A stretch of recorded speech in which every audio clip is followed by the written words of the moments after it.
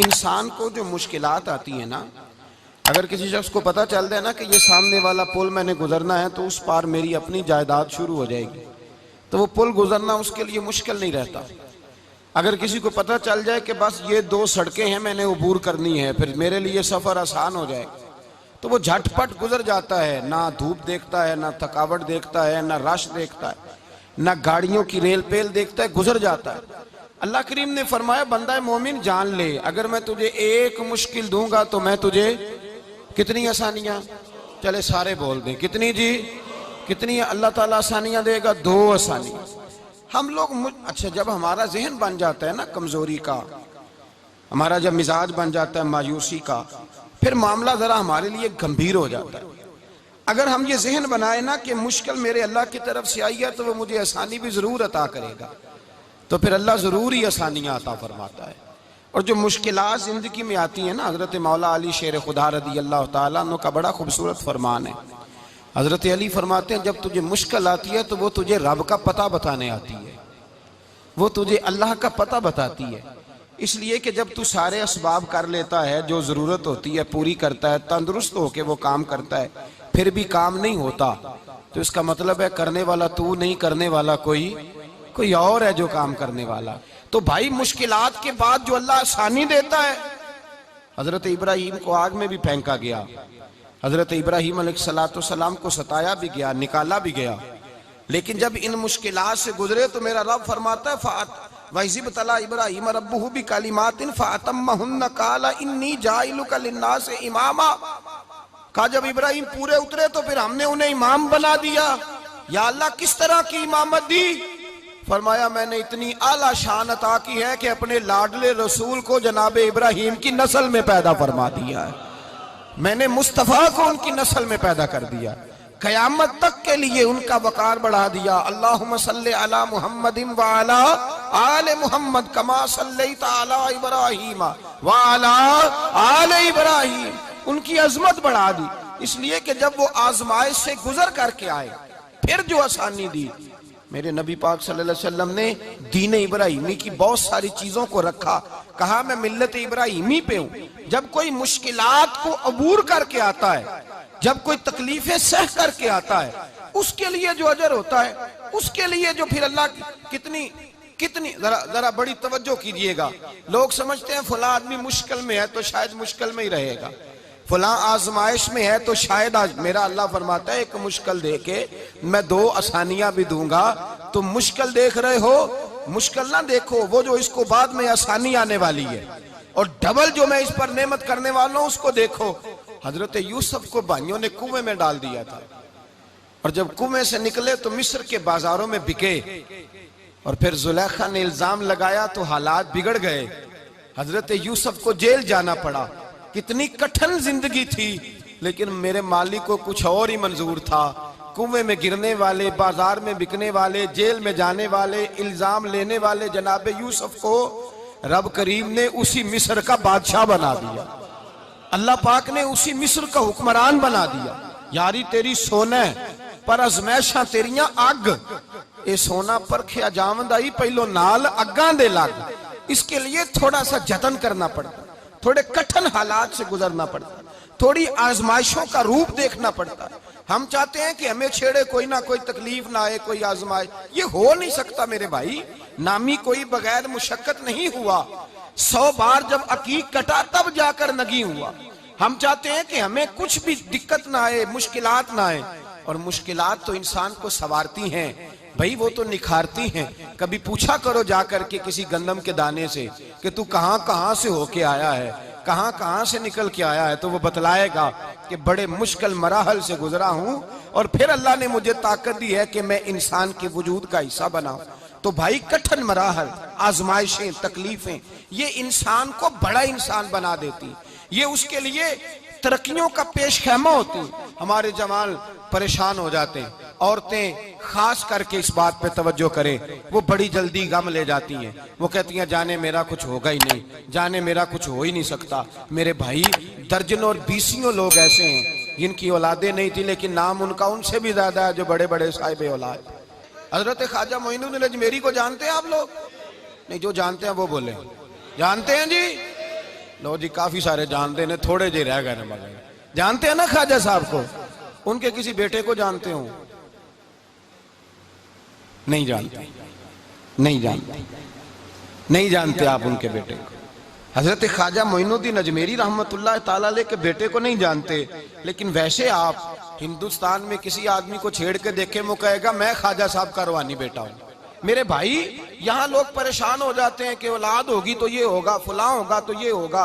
भाई ऐसी कोई बात नहीं। मेरे पास पैसे होते तो मेरा अब्बा बीमारी से फौत ना होता। जो मालदार होते हैं तो क्या वो बच जाते हैं?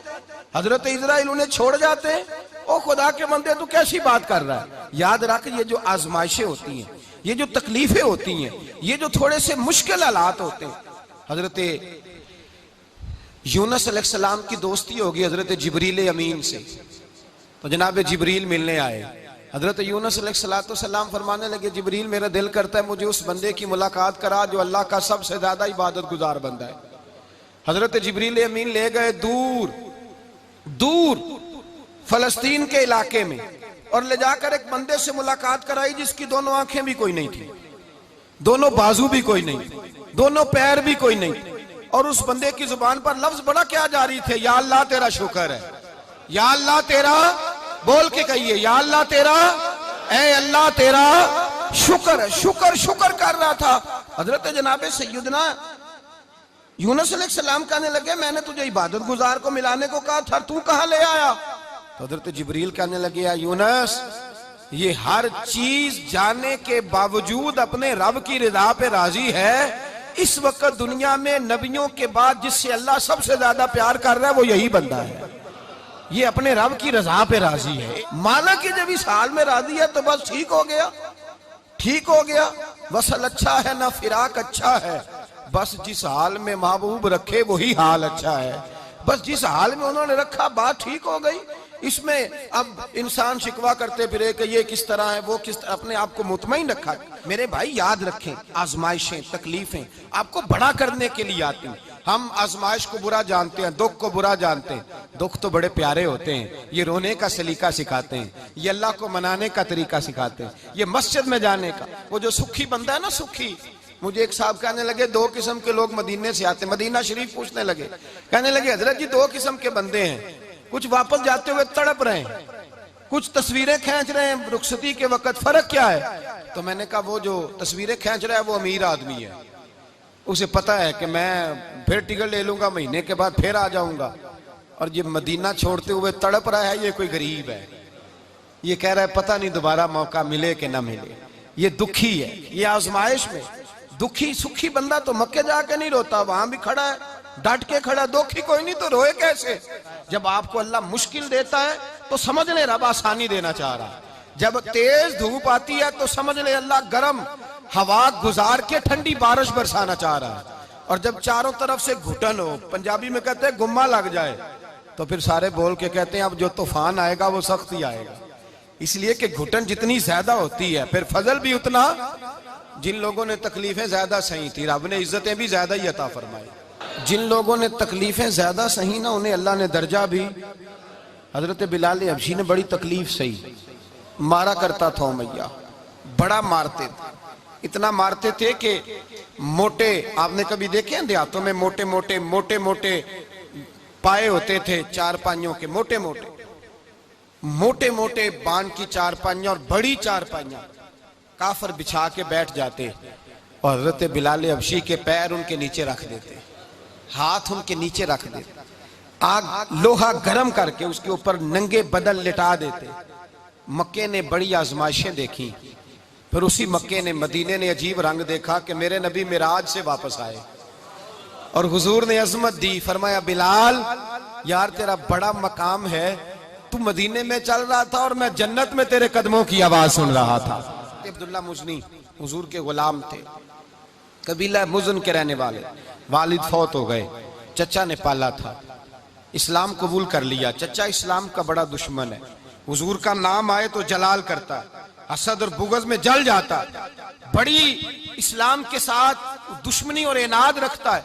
हजरत अब्दुल्ला कहते हैं पहले तो मैं इश्क रिसालत को दबाता रहा, फिर ये चिंगारी शोला बन गई, फिर के ये हल्का सा जज्बा समुंदर और सहरा का रूप धार गया, फरमाते हैं माँ थी और मैं था। मैं गया, जाके चचा से कहा मैं नहीं रह सकता।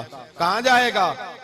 तो मैंने धीमे लहजे में कहा मैं मदीने जाऊंगा, अब मैं रसूलुल्लाह के मदीने जाऊंगा, अब मेरा गुजारा नहीं होता, अब मैं जाऊंगा।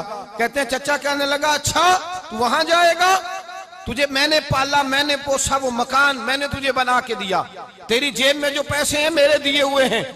कहते हैं मैंने कहा चचा मैं सारा कुछ सोच के आया हूं, मकान भी तू रख ले, पैसे भी रख ले। कहते हैं उसने हर चीज रखवा ली।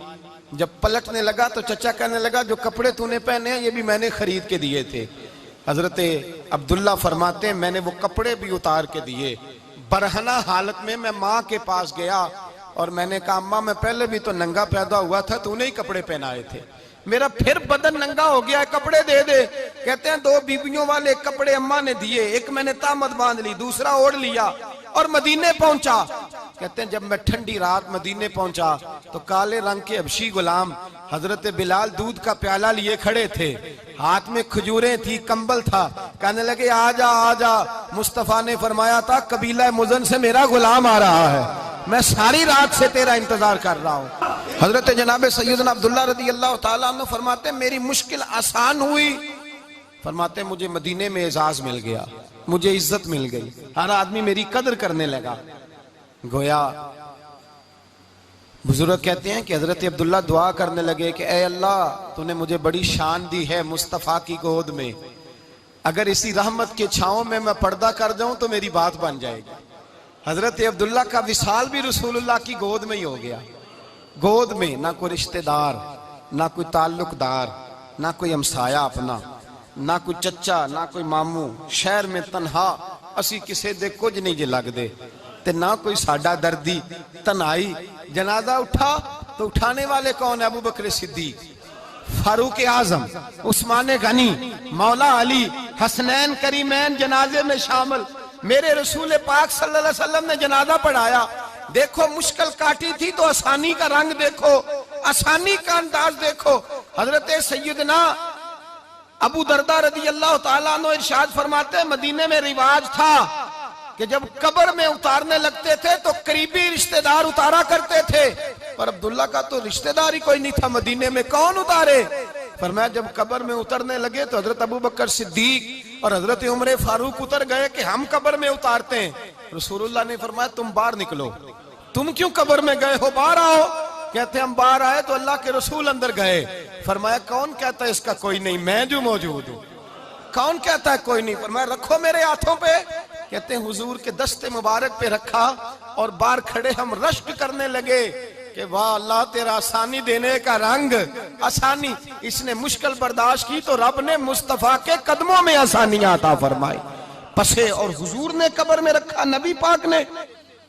हजरत जनाब सैयदना अली उल मुर्तजा शेर खुदा करम अल्लाह ताला वजहुल करीम की वालदा हजरत फातिमा बिनते असद रदी अल्लाह ताला, हजरत अली की वालदा, बड़ा प्यार किया मेरे नबी पाक के साथ। हुजूर इनके घर में रहे, इनके घर में परवरिश पाई।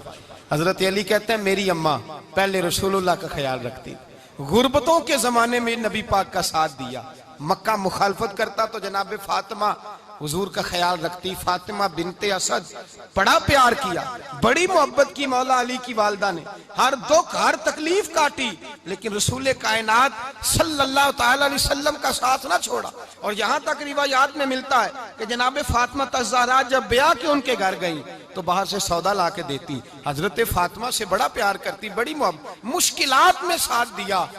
जब विसाल हुआ तो फरमाते कोहराम मच गया मदीने में। लोग मिन्नतें करते थे कि हुजूर का एक बाल मिल जाए तो कब्र में बख्शिश का सामान हो जाएगा। रसूल पाक ने फरमाया जब जनाब अली की वालदा को गुस्ल दे लो तो कफन पहनाने से पहले मेरे पास आना।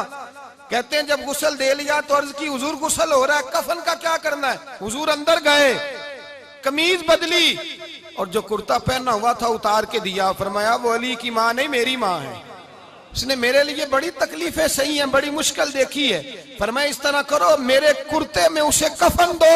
हुजूर ने जनाजा पढ़ाया, अपने कुर्ता लिबास मुबारक में कफन दिलाया।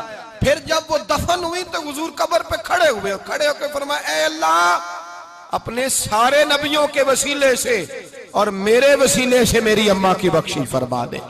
फिर जो आसानियां मिली उन लोगों को तो उनकी कब्रों तक आसानियां मिली, फिर उनको कयामत तक के लिए आसानियां मिली जिन्होंने मुश्किलात को देखा। और भाई जो सोए रहे, जो आराम करते रहे, जिन्होंने मुनासिब ही न समझा कोई कठिन मरहला तय करना, जिन्होंने कहा ना ना ना ना हम तो सुख के साथी हैं, हम तो सुकून के साथी हैं भाई, हम तो सलूट के साथी हैं, जब मौजें लगेंगी तो दौड़ के पहुंचेंगे, कहेंगे हमारा भी तल्लक बनता है, हमारी भी रिश्तेदारी होती है, हमारे भी राब्ते होते हैं, फिर दौड़ करके पहुंचेंगे। असल साथी वो होता है जो दुख का साथी होता है, आजमाइश का साथी, मुश्किलात तुझे ऊंचा उड़ाती। हजरत सलमान फारसी कहते हैं मैं नबी पाक की तलाश में निकला था, हुजूर की तलाश में निकला, और मैंने कई साल हुजूर को ढूंढा, कभी एक दरवाजे, कभी एक दरवाजे, कभी दूसरे दरवाजे, कभी तीसरे दरवाजे। फरमाते मैं शहजादा था पर बिकता बकाता मदीने आया, मैंने नबी पाक की तलाश में यहूदियों की गुलामी भी की, तेरी तलाश में फिरा मैं जंगल पहाड़ और दश्त में। फरमाते हैं बड़ी तकलीफ काटी, बड़ी आजमाइश देखी, लेकिन उस दिन मुझे सारे दुख भूल गए, उस दिन मेरी सारी तकलीफें आसानियों में बदल गई जिस दिन मेरे नबी ने मेरा बाजू थाम के कहा सलमानु मिन्ना अहलल बैत, फरमाया सलमान को तो मैंने अपनी अहले बैत में शामिल कर लिया है। फरमाते इतनी बड़ी फजीलत के मैं रसूलुल्लाह के खानदान में जा शामिल हुआ। तो भाई याद रखें, जब आपको मुश्किल आती है तो आपको आसानी देने के लिए आती है।